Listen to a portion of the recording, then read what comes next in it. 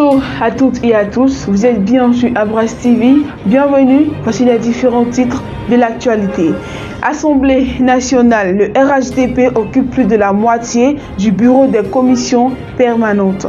Insécurité routière et incivisme, lancement d'une phase test de modification de plusieurs infractions du code de la route. Et puis sport, mondial 2022, les éléphants devraient patienter. La CAF décide du report des éliminatoires et donne les raisons. Encore une fois, bienvenue.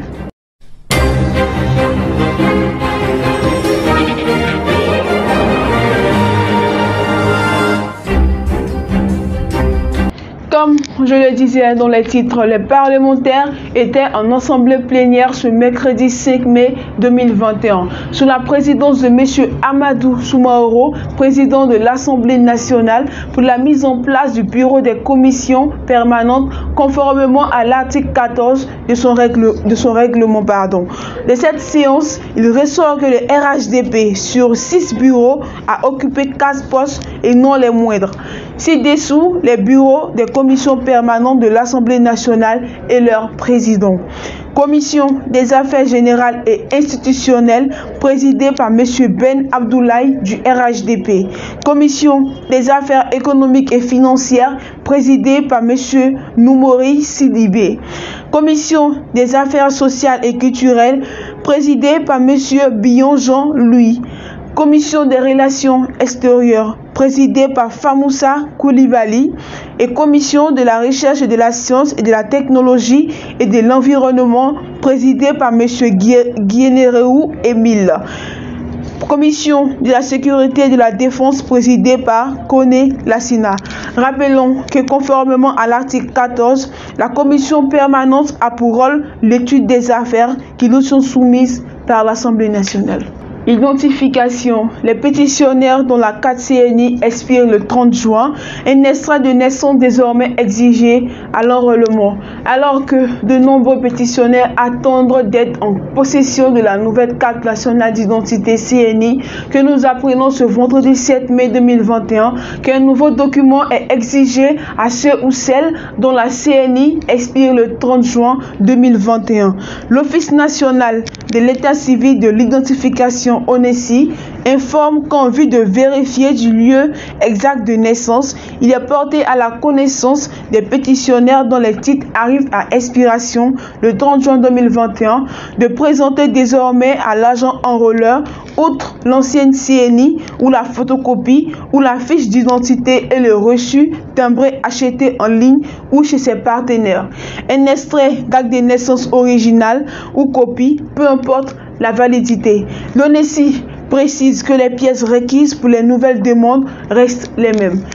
Dans le cadre de la lutte contre l'insécurité et l'incivisme sur les routes, les conducteurs, chauffeurs professionnels et des propriétaires de véhicules sont informés qu'une phase de notification des infractions d'excès de vitesse, du non-respect des feux tricolores et du défaut d'autorisation de transport a débuté depuis le 6 mai 2021, a-t-on appris auprès du ministre des Transports. Cette première phase, avant l'entrée en vigueur de la vidéo-verbalisation, va permettre d'aviser les usagers de la route de ce nouveau dispositif, précise-t-on. Il exhorte par conséquent les propriétaires de véhicules à activer leur compte sur le CGI digital à l'adresse suivante: service.cgi.ci afin de consulter l'état de leurs documents et les détails d'éventuelles contraventions. Le ministre des Transports appelle les automobilistes à l'ensemble des usagers au strict respect du code de la route, à la prudence et à la responsabilité pour préserver des vies. Du côté de la santé, la maladie à coronavirus continue toujours de faire parler de lui. En effet, depuis le 5 août 2021, le gouvernement ivoirien avait fait l'obligation aux voyageurs à destination de Côte d'Ivoire du test de Covid-19 négatifs par la technique PCR dont le coût s'élevait à 50 000 francs. Le ministère de la Santé, de l'Hygiène publique et de la couverture maladie universelle a annoncé, conformément à l'accord de la conférence des chefs d'État et de gouvernement de l'Union économique et monétaire ouest-africaine tenue le 25 mars 2021, la révision du coût du test PCR de la Covid-19 à 25 000 francs CFA pour les voyageurs utilisant le transport aérien. Cap maintenant sur le tourisme d'affaires. M. Siandou Fofana entame le processus de rénovation du Sofitel Abidjan Hôtel Ivoire. Le ministre du Tourisme et des Loisirs, Siandou Fofana, a présidé le mardi 4 mai 2021 une réunion technique relative à la rénovation du Sofitel Abidjan Hôtel Ivoire en vue de sa mise en conformité aux standards internationaux. Cette réunion a mobilisé autour du ministre du Tourisme et des Loisirs ses collaborateurs, les équipes de la Société des Palaces de Cocody en charge de la gestion du patrimoine étatique du réceptif hôtelier et ceux d'Accor Lifestyle Maïtes, concessionnaire de l'exploitation avec sa marque Sofitel. Le ministre Siandou Fofana a d'un commun accord avec les directeurs généraux de ces groupes, Madame Maferi Madiara Sumba et Daniel Kouarbonwi, établit un modus operandi qui devrait déboucher sur une rénovation complète du complexe hôtelier d'ici à 2023. À travers cette rénovation, le ministre du Tourisme veut positionner la destination ivoirienne dans le top 5 continental et leader sur le créneau du tourisme d'affaires sur les années à venir. En économie, nouvelle coupure de billets de 50 000 francs. La BCEAO fait des précisions. La BCEAO démontre formellement cette fausse information et précise qu'elle n'a apporté aucune modification à la gamme actuelle des billets de banque de son émission en circulation qui demeure valide. Elle invite par conséquent les populations à la plus grande vigilance et à ne se référer qu'aux seules voies de communication officielles usuelles de l'Institut d'émission. À cet égard, elle rappelle que tous ces communiqués sont publiés sur son site internet ainsi que dans la presse écrite et audiovisuelle. La BCEAO se réserve le droit d'engager des poursuites judiciaires à l'encontre des auteurs et complices des actes et messages de nature à porter atteinte aux signes monétaires ayant cours légal dans les États membres de l'Union monétaire ouest-africaine UEMOA. Demeurons toujours dans l'économie. Conformément à la réforme de la monnaie du franc CFA adoptée en mai 2020 et censée redonner de l'autonomie monétaire aux pays de la sous-région, la Banque de France est en train de transférer des fonds qui appartenaient aux États africains. Aurait confié mardi dernier une source proche du dossier à l'agence France AFP, tout en précisant que le montant des fonds serait estimé à 5 milliards d'euros.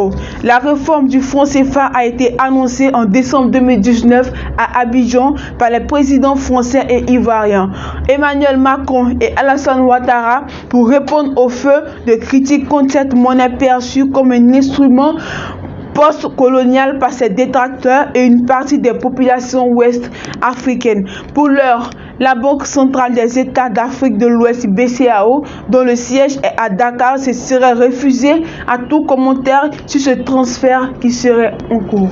Du côté de l'éducation, Mariatou Koné peut compter sur l'appui de la Banque mondiale. Dès sa nomination à la tête du ministère de l'Éducation nationale et de l'alphabétisation, Mariatou Koné a annoncé la tenue des États généraux de l'école ivoirienne. Pour réussir son challenge, la ministre peut compter sur le soutien de l'institution de Bretton Woods, la Banque mondiale.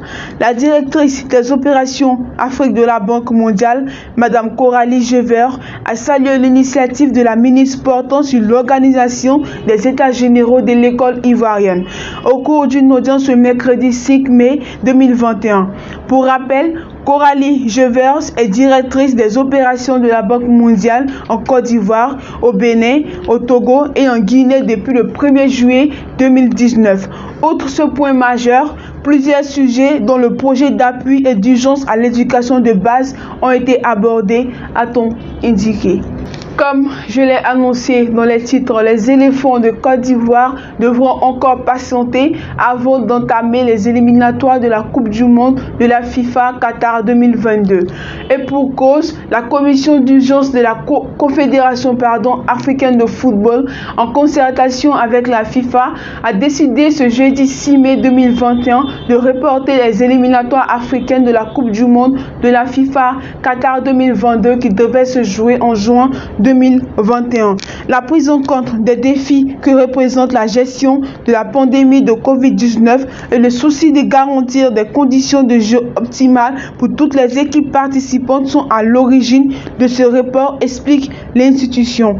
Avant de signifier que les rencontres des éliminatoires se tiendront désormais durant les fenêtres internationales de septembre, octobre et de novembre 2021 ainsi que de mars 2022. La CAF entend réévaluer ses procès et protocoles afin d'améliorer la mise en œuvre des contrôles liés à la Covid-19, notamment les tests d'avant-match qui ont fait controverse au cours du précédent fenêtre. La Côte d'Ivoire a été logée dans la poule D et devra affronter le Cameroun, le Mozambique et le Malawi. Les éléphants doivent sortir leaders des phases de poule pour espérer participer aux confrontations directes et se qualifier à un 4e mondial de son histoire après 2006, 2010 et 2014. À Adjamé, la chaîne de solidarité continue de s'étendre. À l'initiative de l'association Fafado, conduite par sa présidente et conseillère municipale Laetitia Ossé, en collaboration avec la Fondation internationale Veuve d'Afrique, Kissa Kone, une journée d'hommage et de dons en nature a été organisée en faveur des veuves.